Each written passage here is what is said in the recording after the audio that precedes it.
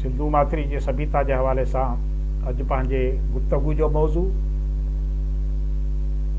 कोहतराश भट्टी जा क़दीम आसार आहिनि जेकी ज़िले दादू में खीरथर जबल जे कच्छ में करचात खां 10 किलोमीटर उत्तर ओलह तरफ़ मौजूदु आहिनि।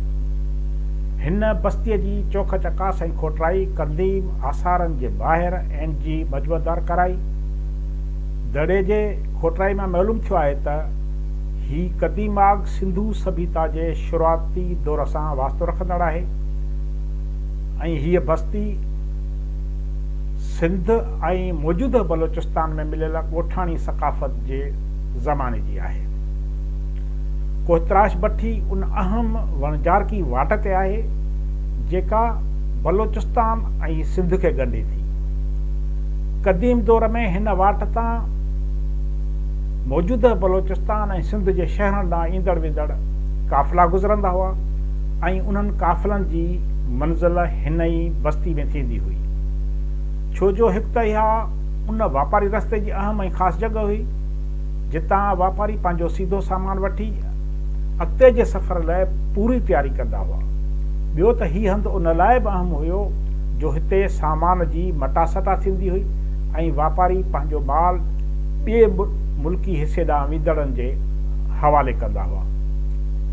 हीअ वसंदी उन जॻह ते इन लाइ बि अहम हुई त इलाइक़े मां लंघंदड़ काफ़िलनि जी हिफ़ाज़त थी सघे ऐं वाट जे सलामतीअ लाइ हिते इहो इंतज़ाम थियल हूंदो।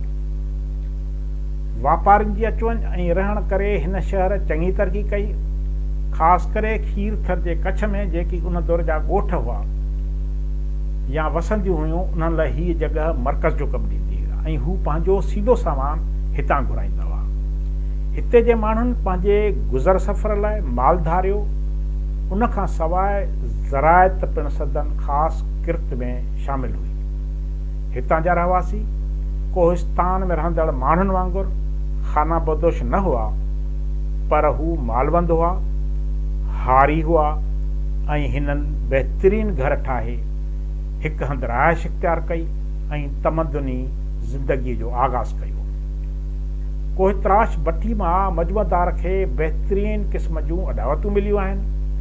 हिकु घर मां खेसि हिकु कुंड में बहितर क़िस्म जो ठहियलु गुसलखानो मिलियो आहे ऐं उन ई घर मां 2 मंज़िलुनि वारी इमारत जा निशान पिणु मिलिया आहिनि। उतां हिकु ॾाकण जा आसार मिलिया आहिनि जंहिंमां अंदाज़ो लॻाए सघिजे थो त हिते ॿिमाड़ जॻहूं बि ठहंदियूं हूंदियूं ऐं घरनि जा फ़र्श पक्सरा हूंदा। यानी कोहतराश जा रहवासी मोहन जे दड़े जे रहवासियुनि जेतिरा ई सुधरियल ऐं मुतमदन हुया ऐं हिफ़्ज़ाने सिहत जे उसूलनि तहत रोज़ानी शनान पाणी कंदा हुआ ऐं घर बि उम्दे क़िस्म जा कंहिं रिथा सां जोड़िया हुआ। कोहतराश में हिकु उम्दो कोट बि मिलियो आहे। उन कोट जे भरिसां चङी एराज़ीअ में घर ठहियल आहिनि। उन मुख्य हंध खां थोरो हेठि खुले मैदान ॾांहुं जे नज़र विझे थी त उन पासे बि वॾे तइदाद में रहाइश जा निशान मिलनि था।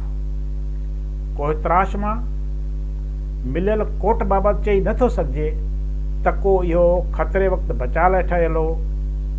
बाक़ी जे ईअं खणी मञिजे त उन में वापारियुनि ऐं वॾनि माण्हुनि जूं जॻहूं या माल जा भांडा हुजनि त ॿी ॻाल्हि आहे। कोहतराश जा बाशिंदा मालदार माण्हू हुआ। हू रिढूं, बकरियूं, गॾह, रिछ ऐं ॿिया जानवर पालींदा हुआ ऐं खाधे में उन्हनि जो गोश्त खाईंदा हुआ। जानवरनि खां सुवारीअ जो कमु पिणु वठंदा हुआ। हू धातुनि जे इस्तेमाल मां वाक़ुफ़ हुआ ऐं हू कापर मां पंहिंजा औज़ार ऐं थांव ठाहींदा हुआ।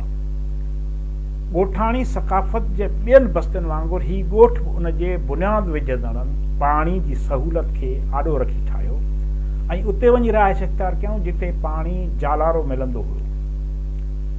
हिन बस्ती जे भरिसां हिकु चश्मो मिलियो आहे जितां न सिर्फ़ु पीअण जो पाणी हासिलु कयो वेंदो हो पर उन चश्मे जे पाणीअ ते बनी ॿारो पिणु कयो वेंदो हो। छो जो गबर बंदनि जे विच ते हिन बस्तीअ जे भरिसां अहिड़ी ज़मीन मौजूदु आहे जिते खेती बाड़ी करे सघिजे थी। ॿियो त बरसाति जे मुंद में पाणी जेको जबलनि तां लहंदो हो इहो गबरबंदन रस्ते दरियाहनि में वञण खां रोके उन ते हितां जा रहवासी फ़सुलु कंदा हुआ।